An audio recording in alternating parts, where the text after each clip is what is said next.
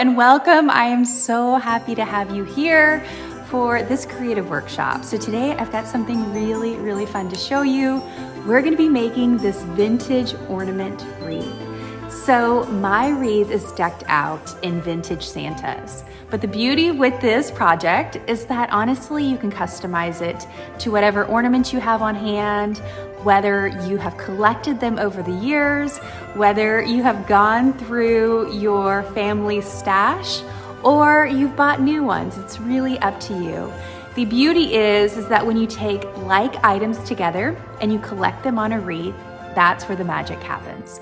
So I'm so excited for you to join me today. Grab your cup of coffee or a cup of tea, whatever you prefer, and let's get started.